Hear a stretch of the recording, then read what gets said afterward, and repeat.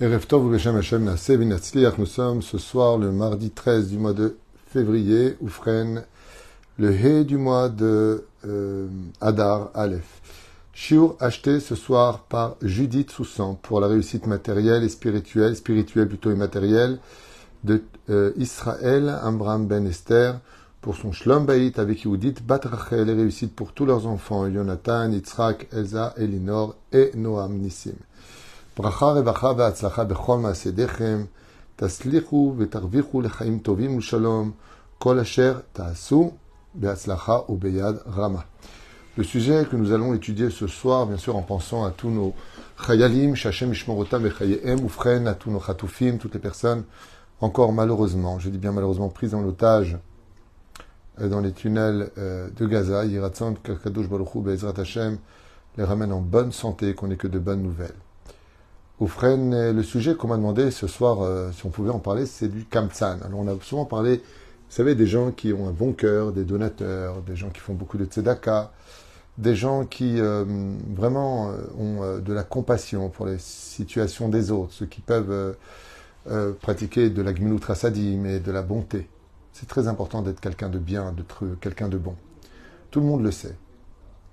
Mais il existe, hormis les pathologies mentales que nous connaissons, il existe aussi des pathologies spirituelles. Et vraiment, le terme lui va parfaitement. Les personnes qui sont avares, les personnes qui sont mauvaises, qui critiquent tout le temps tout le monde, les personnes qui sont, voire tout le temps anxieuses, tout le temps dans le doute sur tous les plateaux, à partir de ce moment-là, on peut considérer qu'ils ont vraiment une pathologie spirituelle. Il y a quelque chose qui ne va pas. Parce que quand on a vraiment de la Emouna, quand vraiment on est serein dans sa Torah, dans ses chaussures, quand on est bien dans la vie, alors on peut avoir des hauts et des bas, on peut avoir des moments de soucis, mais de façon générale, on reste positif. Le Kamtsan, donc celui qu'on appelle l'Avar, c'est celui qui, bizarrement, pourrait se permettre de faire même du moussard, de la morale aux autres. C'est une personne qui pourrait être très sociale, mais jusqu'à une certaine limite. Il ne va pas sortir de lui pour donner à l'autre. Voyons ensemble ce que nous apprend la Torah à ce propos, quel interdit il entraverait et quoi exactement c'est dû le fait d'être avare. Est-ce que c'est de naissance? Est-ce que c'est quelque chose qui vient de l'extérieur se poser sur notre cœur? Qu'est-ce que l'avarice?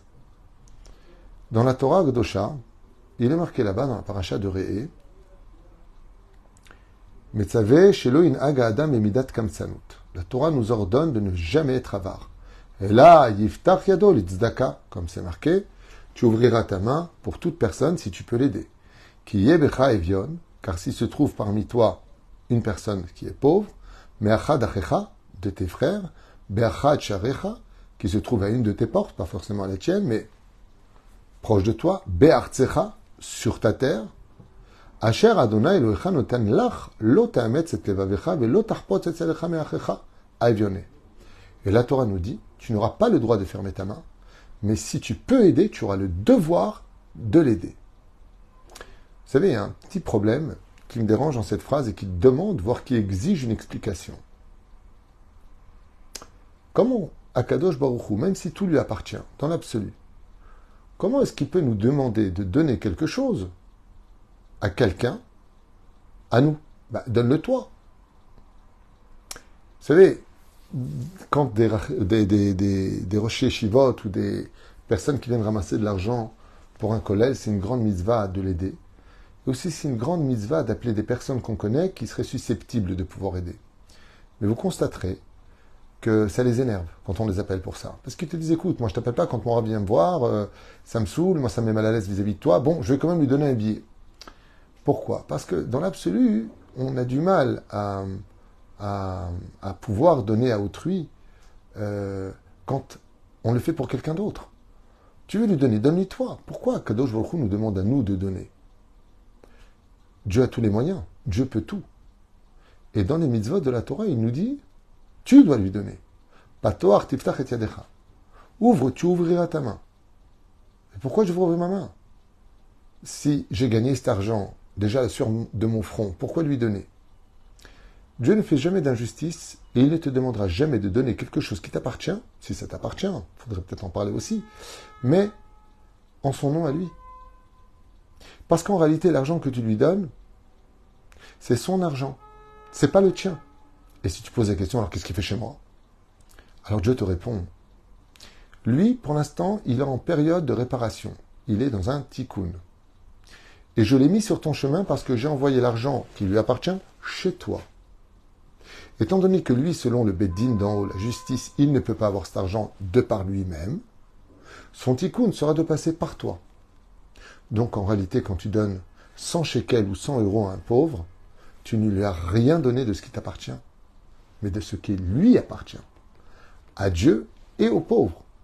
En d'autres termes, quand un pauvre vient vous demander de l'aide, il vient récupérer son argent qui était chez vous. Comme ça écrit le Ben Ishraï, comme ça écrit le Rabbi Yaakov Abu Hatzera, la liste est trop longue. Akadosh Baruch Hu, comme il ne peut pas lui donner directement à lui, eh bien il va passer par toi. Quoi ça demande? C'est un père qui était fâché contre un de ses enfants, il lui a dit, je ne te donnerai pas la clé de la maison. Ils ont une maison de campagne, il dit, je ne te donne pas la clé. Pourquoi? Tu as mal parlé. Tu me réponds mal, tu ne me respectes pas. Donc il ne peut pas lui donner. Alors, de toute façon, ton frère, lui, il a la clé, toi, tu l'auras pas. Oh, mon frère, il a la clé. Merci, papa. Alors, je vais aller voir mon frère. Et le frère lui dit, mais de quelle clé tu parles? Ah, c'est pour ça que papa, il m'a donné ta clé. Par allusion. Le frère comprend que lui, il avait sa clé de la maison de campagne. Il se demandait pourquoi il lui avait donné une deuxième clé. Quand il lui remet cette clé, en réalité, ce n'est pas la clé de son frère. Il lui remet la clé qui lui appartient, que son père n'a pas pu lui transmettre. Ainsi explique nos Chachamim pour répondre à toutes ces questions-là. Qu'est-ce que le Kamtsan?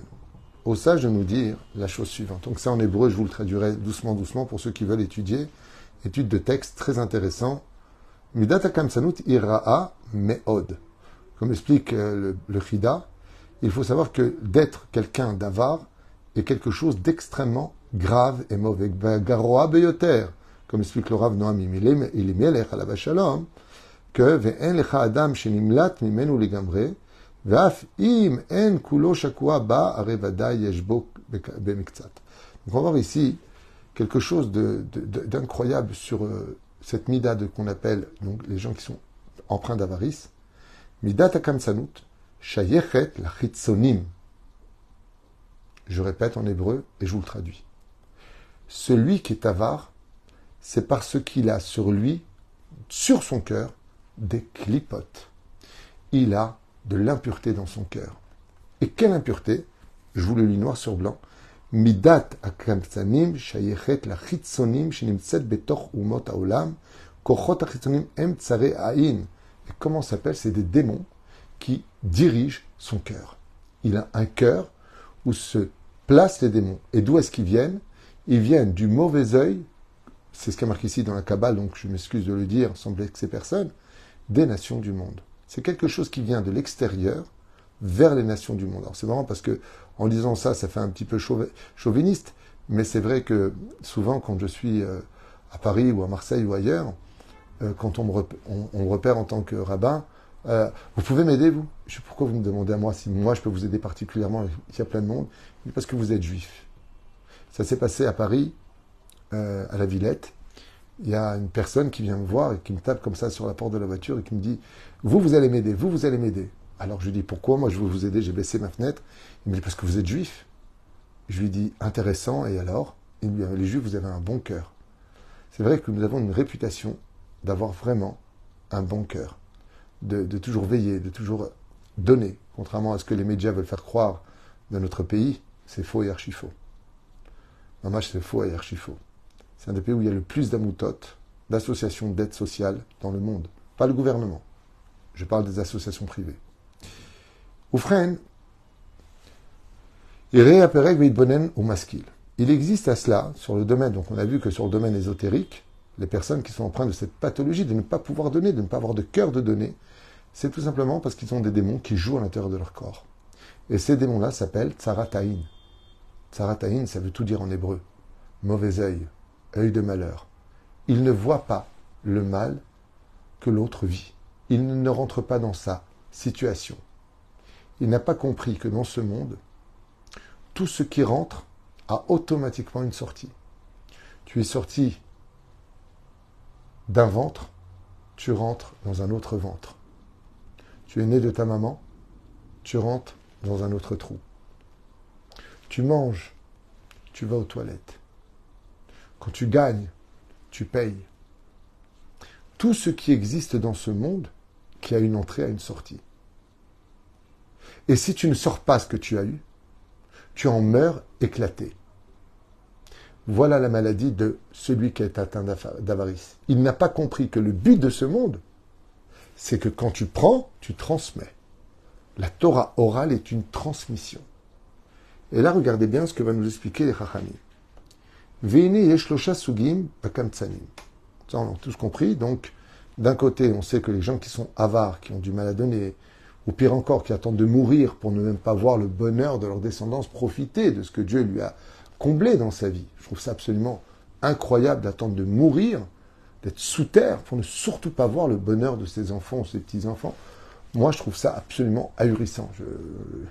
Si demain je deviens riche, j'espère bien être au milieu de mes petits-enfants et de mes enfants pour vivre leur bonheur. Et de ne pas attendre que, ça y est, on a fini 7 jours, bon alors qu'est-ce qu'il a laissé papa? Hachem Shmor, Laistor, Bach. Enfin bon, il y a des gens qui aiment ça, ce qui paraît. Moi, je n'adhère pas à ça. Vene yeshlosha sugim bekamtsanim. Il y a 3 sortes d'avares. Asug Arishon, le premier, ou Achi Garwa Mikol. C'est le pire de tous. Adam shu kamtsam ben devarim gashmim ou ben devarim ruchanim. C'est celui qui est avare aussi bien pour tout ce qui est matériel comme pour tout ce qui est spirituel.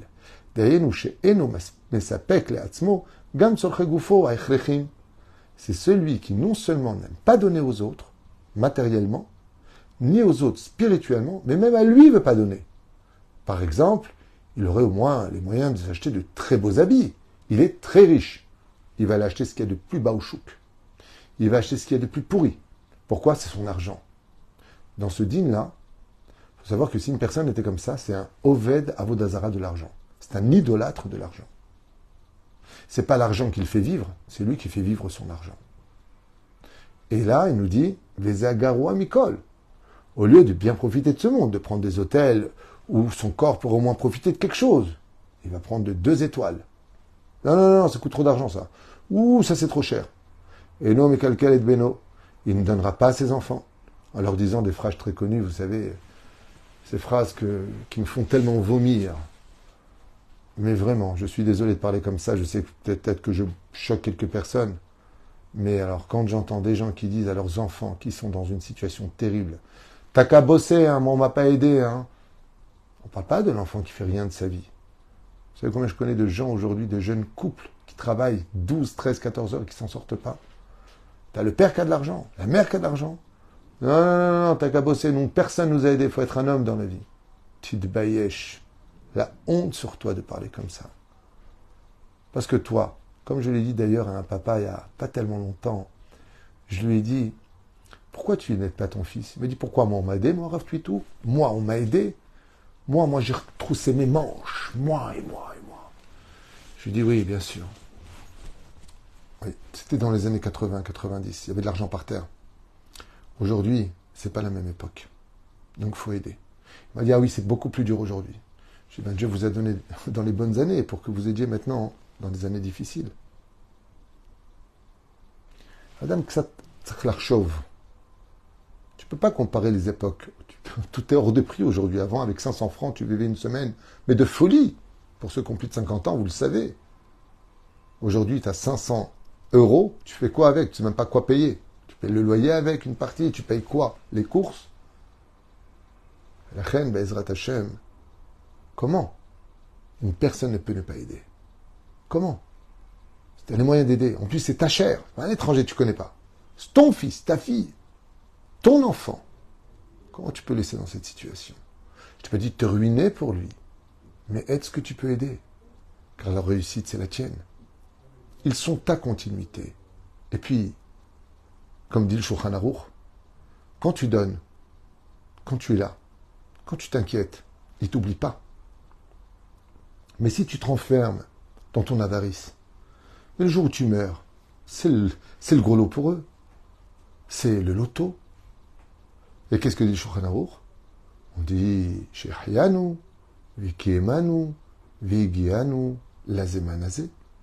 Enfin, t'es mort, on peut enfin profiter de cet oseille que t'as tellement mis de côté. Et lui, il est allongé. Prends rien avec lui. Il a rien dans les poches. Jusque-là, il voit pas qu'on lui prend son argent. Ah. Mais c'est pas ton argent. C'est pas toi qui l'as fait en retroussant tes manches, ton argent, dit la Torah. Lo bekochi votsem yadi, fais attention. Bekochi votsem yadi asiti atachal aizeh. C'est vrai que tu as participé, mais si Dieu ne t'avait pas donné le mazal de ramasser l'oseille, tu n'aurais rien eu. Tu sais combien de gens ils travaillent du matin au soir, plus que toi.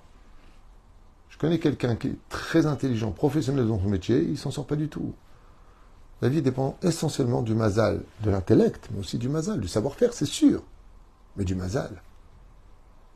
La haine, il dit,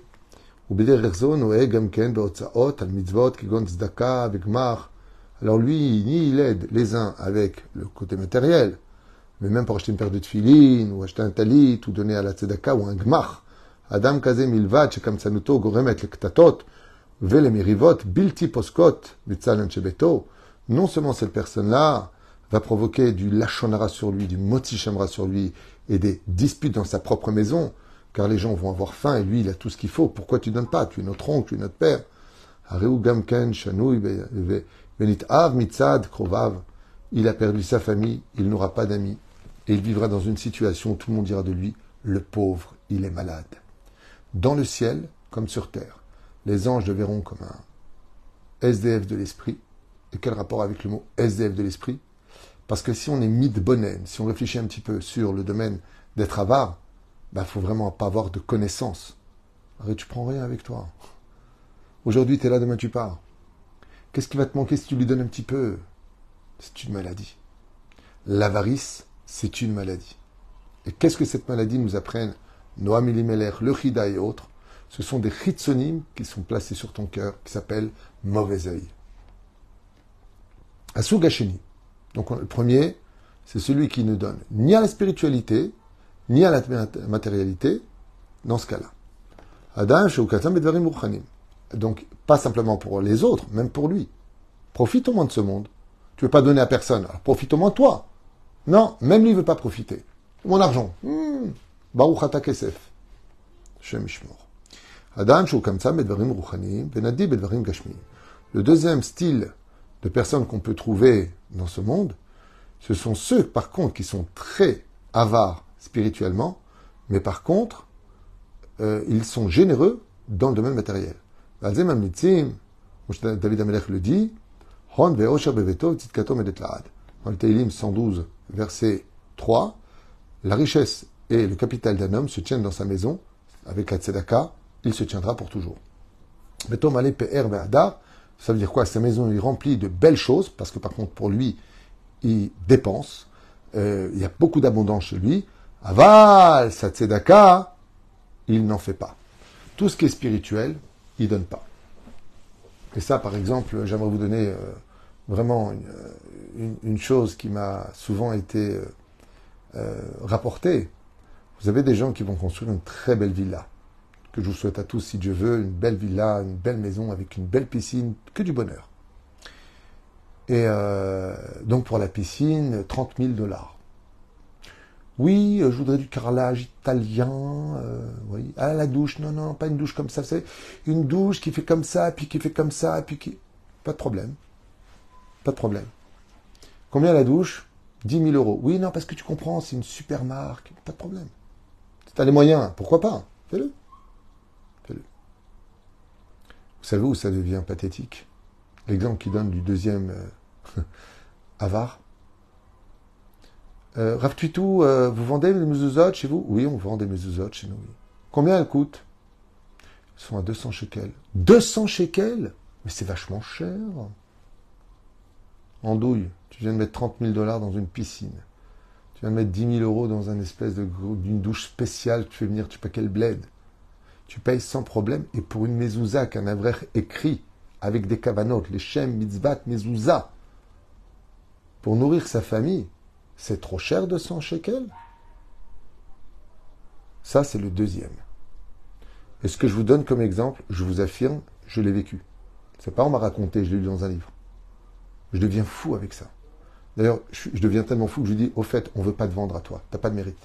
Va l'acheter à 100 shekels falsifié dans des petites boutiques ou je sais pas où. Va ailleurs. Tu mérites pas d'avoir une mezouza écrite par quelqu'un d'Iré Shamaïm. Talomid Bayesh. Talomid Bayesh. Il y a des gens, ils vont organiser des soirées chez eux. Avec de l'ecstasy, de l'alcool. Que rien ne manque. 10 000 euros de buffet. Pour un carnaval qui veut rien dire. Pour se faire un kiff. Pourquoi pas? Le lendemain, on lui dit, est-ce que vous pouvez aider une famille? Est-ce que vous pouvez aider pour construire une petite yeshiva? Quelque chose. Un petit don. Bon. Ouais. 20 euros. Je n'ai pas compris. Toute la soirée d'hier, il restera rien. Ouais, mais j'ai kiffé. Mais tu es donc avare pour la Torah et tu es large pour toi. C'est le numéro 2. Ma'ou Ashlishi. Donc je finis quand même, Ezrat Hashem, Beroi Badvarim Shezot, Runara Meod, Shesh Lakor Ota, Meshoresh. Et une personne, il dit ici, doit tout faire pour se battre, que s'il est capable de donner à la matérialité, alors qu'ils sont aussi capables de donner à la spiritualité. Je vous l'avais déjà dit, je reviendrai à ce que m'a appris votre Rabbi Mori, mon Rav. Je regarde ce côté-là parce qu'il y a sa photo. Rabbi Ari Garbian. Un jour, j'ai posé la question à mon Rav, à Selecha Rav, donc moi aussi, Baruch Hashem, j'ai un Rav. Et je lui ai dit, la vertu la plus exceptionnelle chez quelqu'un qui a de grands moyens, c'est quoi? Il m'a dit, la plus exceptionnelle? Et il m'a dit, je vais te dire, c'est quoi? C'est celui qui est capable d'investir pour lui, au même niveau qu'il sera capable maintenant d'investir pour la Torah. Ça veut dire, il a les moyens de se faire une belle maison, qu'il fasse une belle maison à Hachem. Il s'est acheté une belle voiture, qu'il achète une belle voiture pour un Tamit Racham. Ce qu'il a, lui, il donne la même chose. Il fait de Dieu son associé. C'est le plus haut degré que je connaisse. Alors je lui dis, excusez-moi, Gvodarav, alors je connais un niveau supérieur au vôtre. Tu m'as dit, à lequel? Je lui dis, moi j'ai quelqu'un qui donne 90% de ses entrées à la Torah et les 10%, il les garde pour lui. Alors mon Rav m'a dit, mais c'est pas possible. Je lui ai dit, si. Et j'ai posé la question à cette personne et je lui ai dit, mais si Dieu lui a demandé de donner le maaser, c'est 10%, c'est pas 90%. Alors vous gardez le maaser et vous donnez les 90% qui vous appartiennent à la Torah. Et cette personne m'a dit, alors qu'est-ce que tu crois que Dieu va m'arnaquer? S'il veut les 10% qui restent, c'est que c'est la meilleure part. Alors moi, je prends le 10% et je lui donne 90%. Cette personne vit à Netanya, que Dieu lui donne une longue vie. Zeperusha Davar. Sougashlishi, le troisième titre d'avarice, Ouachim Ufrar. Il est le plus Mechalkel Maasa Bedvuna, Mesapek Ligufo, Kol Tzacha, Vechrachim, Benechutzim, Farneset, Benebeto. Alors lui, il profite pour lui et pour ses enfants. Il est très large. Lo Kol Mutarot, il n'a pas de limite. Ulam Ledarim Ruchanim, Kegon, Kiyum Mitzvot, Matan Tzedakot, Benoeg, Betnidivut, Lev, Be'ain Yafa, Auto Maase. Oui, mais ça rejoint un petit peu le deuxième, là, ce qu'il dit. Ochim Ufra. Ah, c'est pas tout à fait pareil. Juste un instant. Tartit advarim ha'ish anavon alav litrachek lalil mina kamtsanut shemidara. Ah oui. Alors ici, il rapporte une histoire. Bon, c'est pas vraiment de la kamtsanut, c'est pas vraiment de l'avarice. Il dit comme ça pour finir que c'est celui qui a tous les moyens et qui gâte et ainsi de suite, mais qui va apprendre aussi à ses enfants. Attendez juste un instant, je voudrais quand même. Barbochin, il s'appelait Baalchou Chamim Etzlo, Ligbot Kesef Litrazek Betamidim, Shamou Livno Shamarlo, Anachnu Ochlim, Ayom, Amarlo, Betro Kasmin, ok, c'est une espèce de fruit. Avant le misé, Shinifra Richad Matana, misé, Vinimkar Shtaim Bemana, avant le Vinimkar Shtaim Bemana, ok. Ok, alors je connais très bien cette histoire. Effectivement, c'est passé avec Rabbi Akiva. Ils sont venus pour demander de l'argent à un homme très très riche. Et il a dit, au moment où il venait, il a entendu dire à son enfant, tu vas prendre de l'argent, donc il lui donne ce qu'il faut, mais il lui dit, tu achèteras ce qui restera des fruits à la fin du souk, c'est-à-dire les fruits les moins chers. Et il lui a dit, et pourquoi?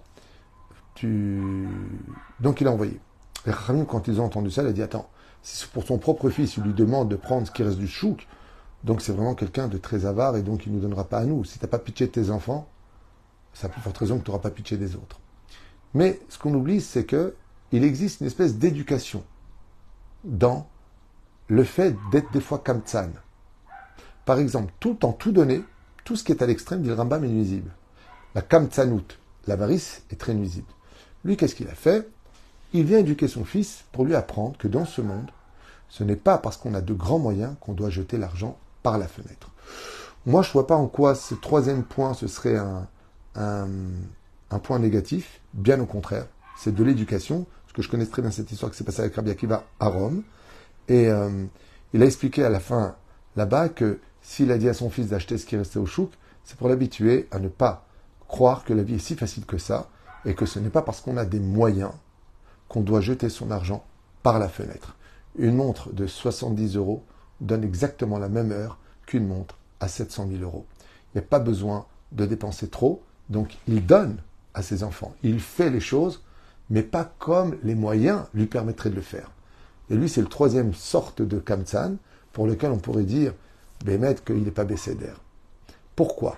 Même si c'est très bien au niveau éducatif, parce que malgré tout, quand on vient pour aider quelqu'un, on ne doit pas l'aider selon ce qu'il a besoin, mais selon nos moyens. Et ça, c'est une marloquette. Est-ce que je dois faire un cadeau à une personne selon son degré social, son niveau social, ce qu'il fait, alors que j'ai de gros moyens?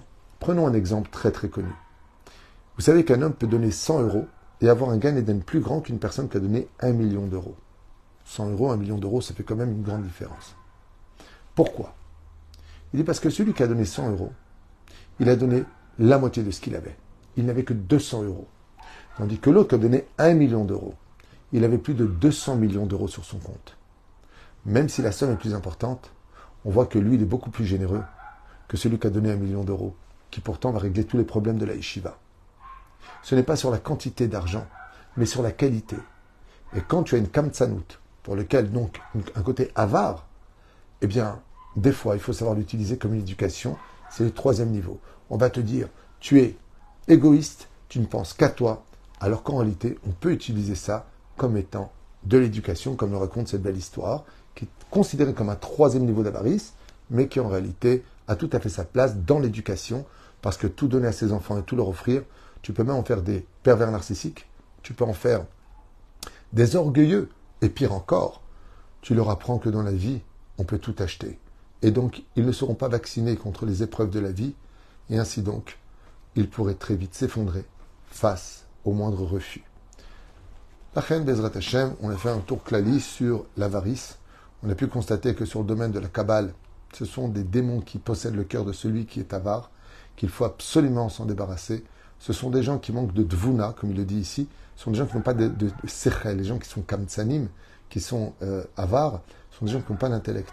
Parce que s'ils réfléchissaient un tout petit peu, ils verraient qu'en réalité, la plus belle chose, la plus grande des choses, et la plus merveilleuse des choses, c'est d'être celui qui donne et pas celui qui prend.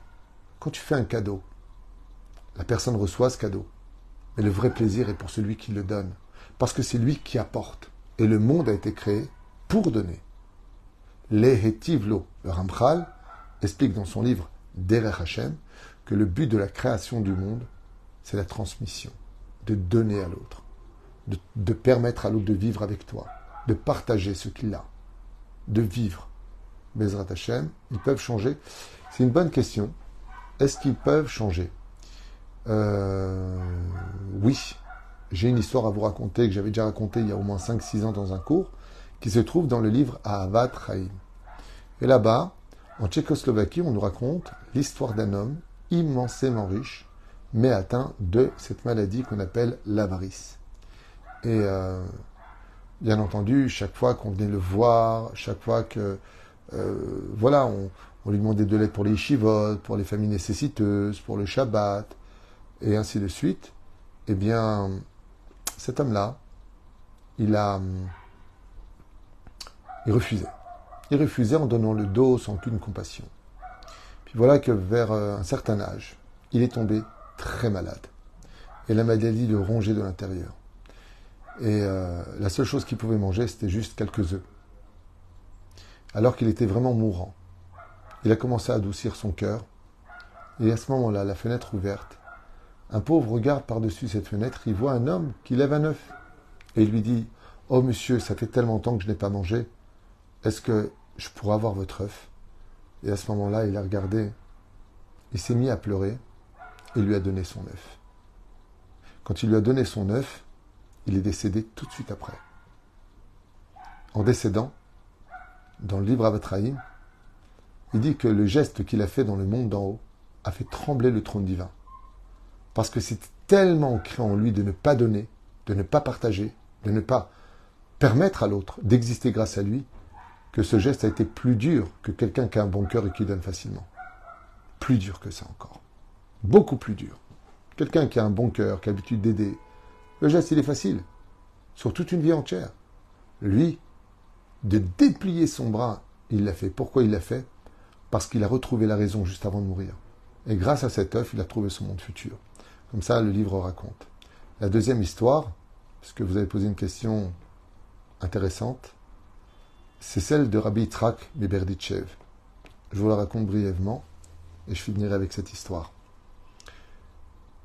En Russie, la situation en hiver était vraiment terrible. Avec les Cosaques, la pauvreté, les Juifs étaient pourchassés, enfin, comme d'habitude.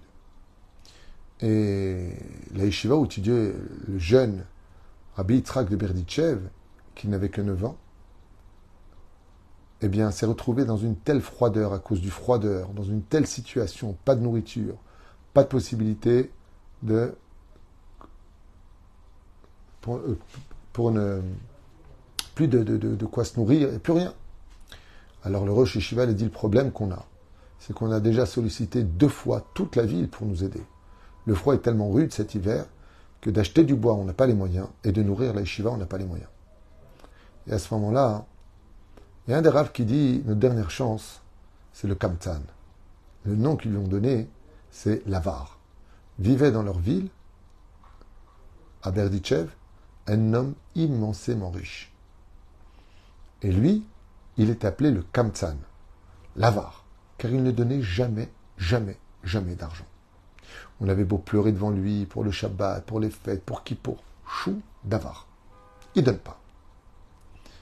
N'ayant pas eu le choix, ils ont décidé avec le Rosh Yeshiva d'aller le voir. Il tape à sa porte, une belle porte qui vaut une fortune, et à ce moment-là, le valet ouvre, et il appelle son seigneur, comme ça il appelle, monsieur, des gens sont là pour vous. Il arrive dans cette magnifique, extraordinaire parure qu'il posait, qu'il avait sur lui, et il voit qu'il y a des rabbins avec des shtramels qui l'attendent dehors. Il dit, tiens, qu'est-ce qu'ils me veulent? Voilà. Nous avons déjà sollicité 2 fois la ville, nous avons presque 400 élèves, il n'y a pas de bois, il n'y a pas de nourriture. Et lui il répond, eh bien, qui rentre chez eux? Bon, je vais quand même faire un geste pour vous. Et à ce moment-là, il sort une pièce, toute rouillée, qui n'a absolument aucune valeur. Tu peux rien acheter avec. Il leur dit, vous la voulez? Le Rosh Yeshiva, déjà assez humilié comme ça par sa conduite, lui dit, vous n'avez pas honte? On vient vous voir, je me déplace personnellement, et vous me proposez une pièce qui n'a plus de valeur de nos jours, en plus noircie? Merci beaucoup. La porte se ferme, et il retourne à la yeshiva. Ils n'ont pas de solution. Rabbi Yitzhak de Berditchev, qui n'a que 9 ans, entend le Rosh Yeshiva déçu, presque maudire ce juif qui refuse d'aider la Torah. Presque, il ne le fera pas.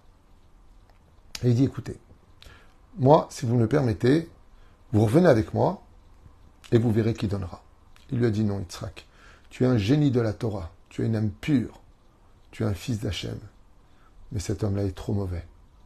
Il a répondu, moi je vous dis qui vous donnera. N'ayant pas le choix, il dit, très bien, on te donne ta chance, peut-être que l'aide te viendra du ciel. Il réarrive là-bas, il retape à la porte, il ouvre la porte, il se présente. Et à ce moment-là, il dit, toi, qu'est-ce que tu veux, jeune homme? T'es venu avec des renforts? C'est quoi le problème? Il lui a dit, eh bien, nous avons besoin d'une grosse somme d'argent. Et nous sommes persuadés, je leur ai dit que vous seriez capable de donner cette somme. Ah, pas de problème. Il ressort de sa poche cette même pièce. Et il lui donne à Rabbi Yitzhak de Berditchev. Une pièce de 1 centime, toute rouillée, avec lequel tu ne peux rien faire avec.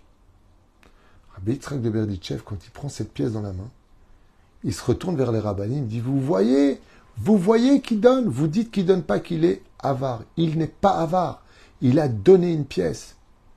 Et à ce moment-là, Rabbi Yitzhak de Berditchev se met à danser avec lui et le remercie de lui avoir donné raison de croire en lui. Et l'homme riche danse avec Rabbi Yitzhak, sous les yeux des rabbinim.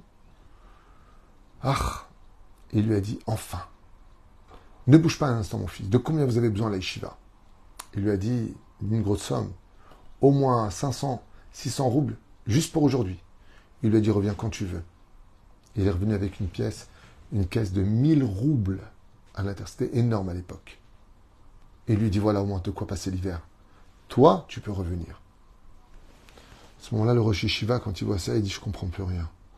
Est-ce que vous pouvez expliquer pourquoi vous lui avez donné à lui et pas à nous?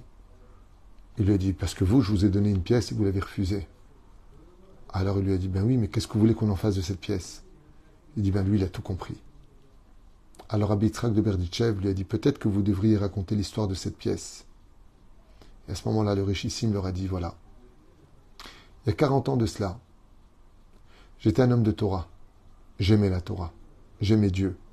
J'aimais aider. Et un jour, on est venu me demander de l'argent pour une yeshiva. Et à cette époque, cette pièce d'1 centime valait quelque chose. C'est tout ce que j'avais. On pouvait acheter une miche de pain avec. On pouvait acheter une miche de pain avec. C'est tout. Ou la donner en tzedaka. Quand on est venu me donner l'occasion d'aider la Torah, et que le Rav m'a dit, tu peux aider toi la Torah? Alors que je n'avais que 20 ans. Si pauvre que ça, je lui ai dit, c'est un tel mérite, j'ai sorti cette pièce, avec lequel on pouvait acheter qu'une miche de pain, et je lui ai donné. Il me l'a jeté au visage. Il m'a dit, tu n'as pas honte. Tu n'as pas honte. Tu me donnes de quoi acheter une miche de pain alors que moi je fais le voyage à la diligence et tu me mets ça dans les mains. Est-ce que tu peux aider la yeshiva? Je lui ai dit, je vous ai donné toute ma fortune. J'ai rien d'autre. Il dit, alors garde là ta fortune. Parce qu'avec ça, je pourrais rien faire pour la yeshiva. J'avais des larmes qui coulaient à l'intérieur de mes yeux. Et qu'est-ce qu'il a fait? Il a fait un neder. Et le neder qu'il a fait consistait à dire que plus jamais il aidera qui que ce soit tant que quelqu'un n'aura pas pris de bon cœur cette pièce qu'il avait donnée, qui à l'époque, 40 ans en arrière, était toute sa fortune. Mais maintenant que Rabbi Yitzhak de Berditchev il a pris cette pièce de tout son cœur, il vient enfin de le défaire de son neder, et maintenant il peut aider grandement toutes les yeshivot. Donc oui, je pense qu'on peut tous changer, car Dieu ne nous mettrait jamais dans des situations qui n'auraient pas de solution. Tôt ou tard, on peut changer. Il faut simplement vouloir sortir du trou et aider l'autre à sortir du trou. Baruch Adonai l'Olam, Amen ve Amen.